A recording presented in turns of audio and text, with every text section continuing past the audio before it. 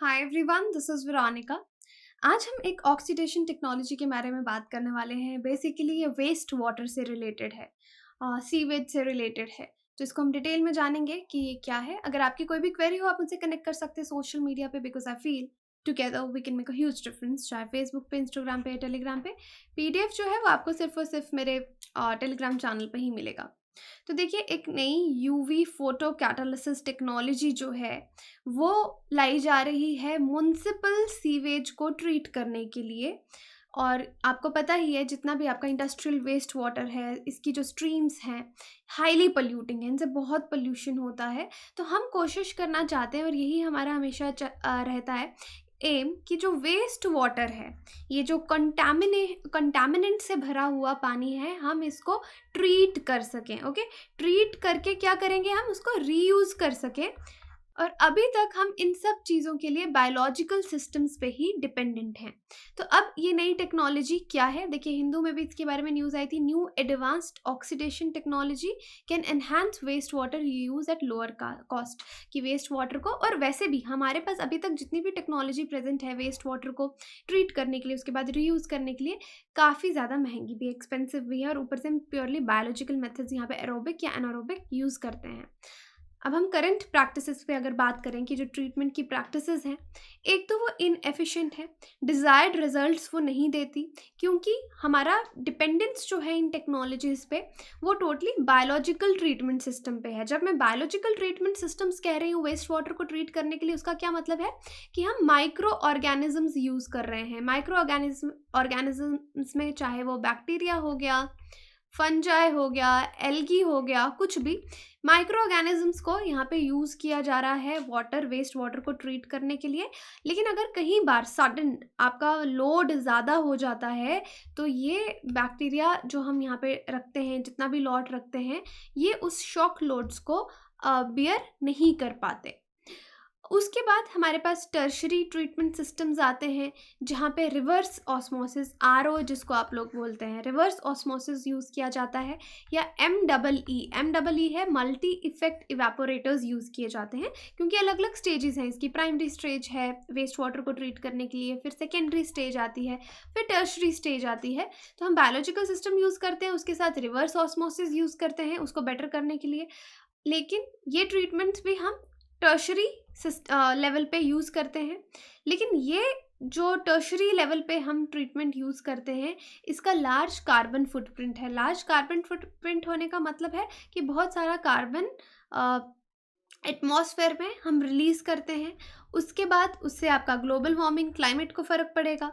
Maintenance cost, इसको maintain करने की कॉस्ट भी बहुत ज़्यादा है, जिसकी वजह से ये जो पूरा वेस्ट वाटर का ट्रीटमेंट, अभी तक की जो प्रैक्टिसेस हम यूज़ कर रहे हैं, हाईली अनसस्टेनेबल हो जाती है, अनअफोर्डेबल हो जाती है, बहुत महंगी पड़ती है, और हम इसको प्रॉपरली सस्टेन भी नहीं कर सकते, क्योंकि मेंटेनेंस कॉस्ट ही बहुत ज़्यादा लग जाती है।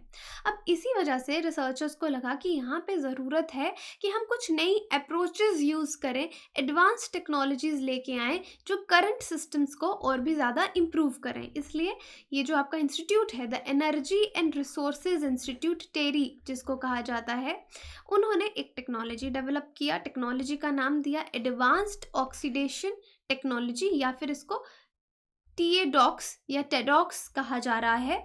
जो हमारा डिपेंडेंस है बायोलॉजिकल ऑर्गेनिजम्स पे, उनके लोड पे, उसको कम कर देता है। और टर्शरी ट्रीटमेंट्स पे भी हम कम रिलाय करेंगे, और ये हमको ZLD अचीव करने में हेल्प करेगा।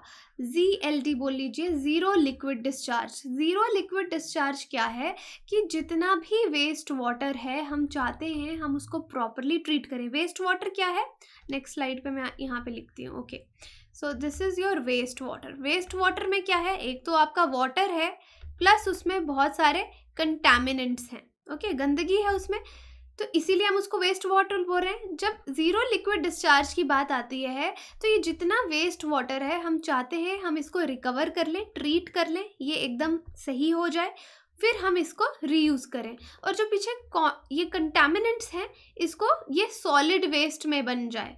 ओके, और ये पानी में मिक्स्ड ना रहे।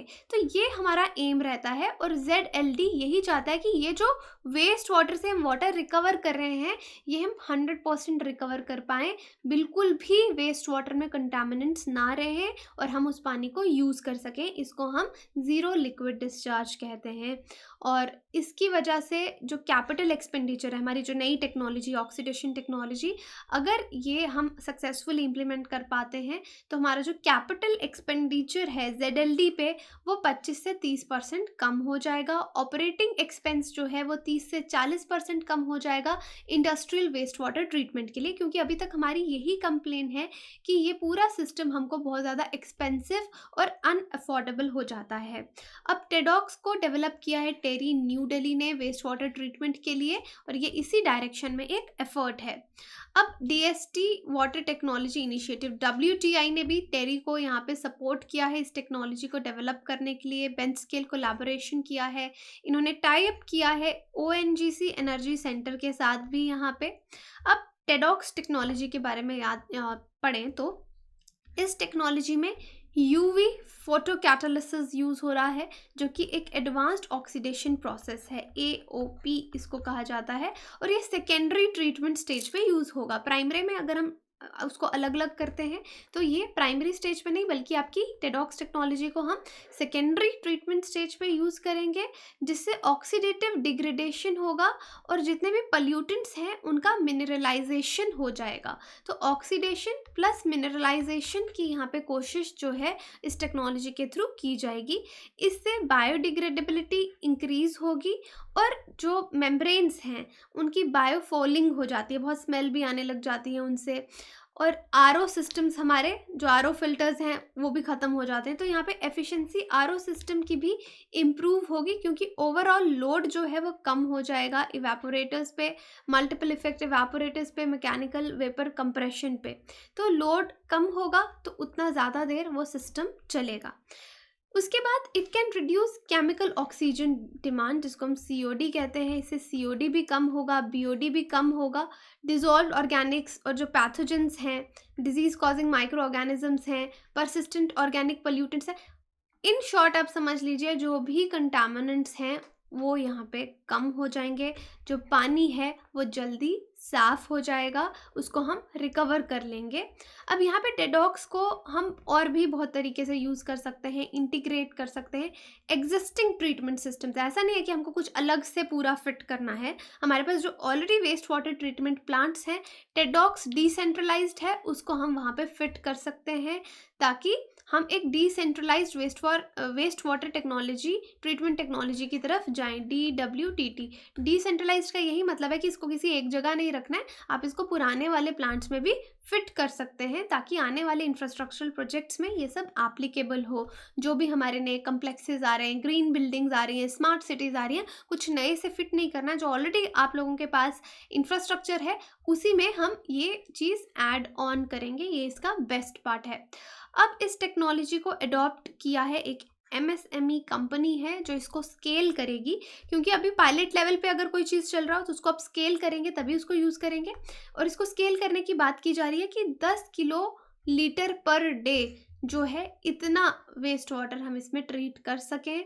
और टेडॉक्स टेक्नोलॉजी पायलट ट्रायल्स के लिए यूज़ हो रही है, जिसे नमामि गंगे प्रोग्राम जो मिनिस्ट्री ऑफ जल शक्ति के अंदर आ रहा है, उसके अंदर भी पायलट ट्रायल्स के लिए इसको यूज़ किया जाएगा। तो इस तरीके से टेडॉक्स को, खैर इतना इसका ये ज़रूरी नहीं है। ये देखिए आप, the energy and resource institute TERI के बारे में। तो अभी तक हमने टेडॉक्स टेक्नोलॉजी के बारे में पढ़ा कि ये कैसे कैसे इसको यूज़ करने वाले हैं, डिसेंट्रलाइज्ड वेस्ट वाटर टेक्नोलॉजी है ये। अब जिस इंस्टीट्यूट ने इसको डेवलप किया है टेरी, ये एक नॉन प्रॉफिट रिसर्च इंस्टीट्यूट है। यहाँ पे रिसर्च वर्क होता है, इन्वायरमेंट से रिलेटेड बहुत ज़्यादा काम होता है इस इंस्टीट्यूट में। फील्ड्स, डिफरेंट फील्ड्स हैं, इन्वायरमेंट हो गया, एनर्जी हो गया, सस्टेनेबल डेवलपमेंट हो गया, इंडिया और ग्लोबल साउथ के लिए यहाँ पे रिसर्च होती है। इसको इस्टेब्लिश किया गया था 1974 में as Tata Energy Research Institute. बाद में इसको रीनेम किया गया द एनर्जी रिसोर्सेज इंस्टीट्यूट 2003 में।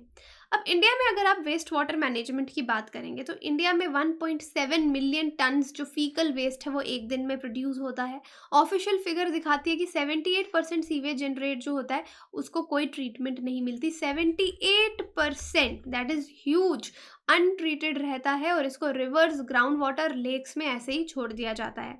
दो मेन सोर्सेज हैं वाटर कंटामिनेशन के, एक है आपका सीवेज और एक आपका इंडस्ट्रियल वेस्ट।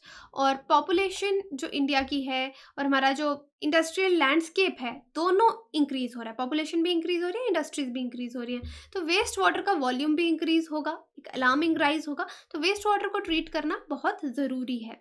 मैकेनिज्म क्या है हमारे देश में वेस्ट वाटर रेगुलेशन को लेकर? तो देखिए, water prevention and control pollution act 1974 है, इसको 1988 में अमेंड किया गया। इसमें prevention and control of water pollution है कि वाटर पोल्यूशन को प्रिवेंट भी करना है, रोकना भी है, और वाटर की जो होलसमनेस है उसको मेंटेन रखना है, प्योरिटी मेंटेन रखना है।